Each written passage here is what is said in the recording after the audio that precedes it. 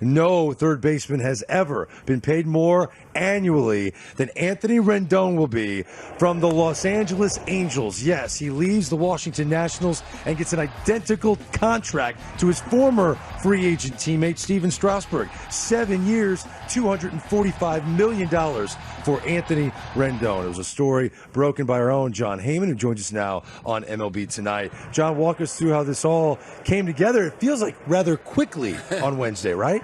Yeah, it feels that way. Yesterday was the first we heard of the Angels' involvement with Anthony Rendon. I'd heard that Artie Moreno, the Angels owner, loves Rendon, and really what's not to love? He's one of the best players in the game, terrific defensive third baseman, and an incredible hitter, particularly in the clutch. They talked all day today and worked it out, and he gets the same deal that Steven Strasburg, his former teammate, got.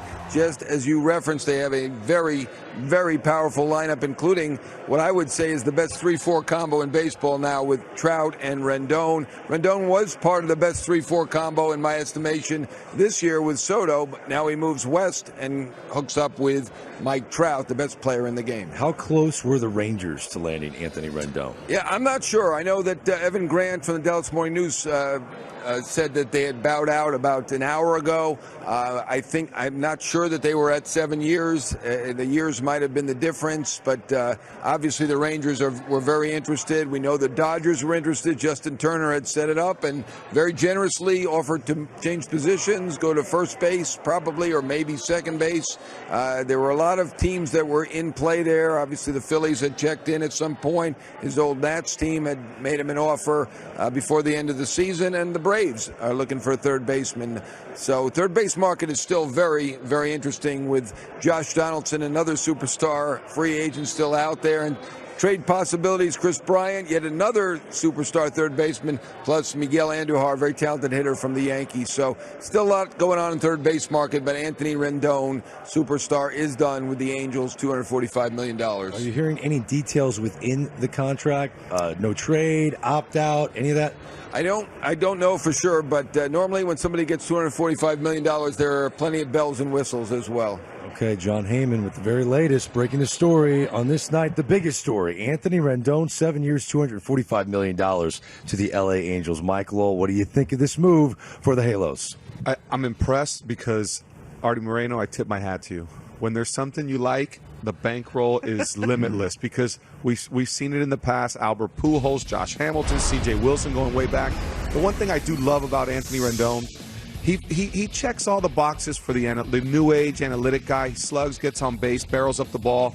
But this old school guys, I saw it in the postseason, shortening up his swing, hitting a ground ball to second when the shift was big because he knew driving in that run. Those 126 runs that he drove in didn't all come because he barreled up the ball as an on-base and slugging machine. Sack flies played a part. I think he just understands how to hit so well, and you pony him up with Ohtani, Trout, obviously. We don't even talk about Albert Pujols. He might be hitting seventh in this lineup. Sorry, Albert, not seventh. We'll hit you sixth, as we see here.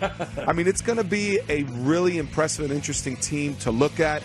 I'm very interested to see, okay, now they got the offense taken care of. They had major issues in the rotation.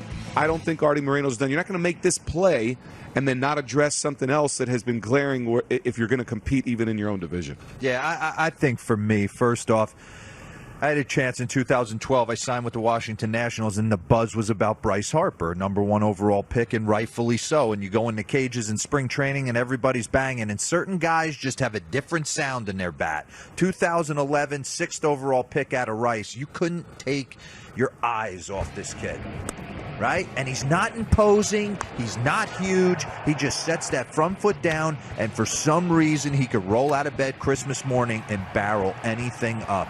It is amazing. I'm happy for him. And when you look at that lineup, man, you just think, how can you win your division? Because once you get to the postseason, anybody's got a chance, right? You can get hot. How do you win your division? I think Houston could potentially take a step back.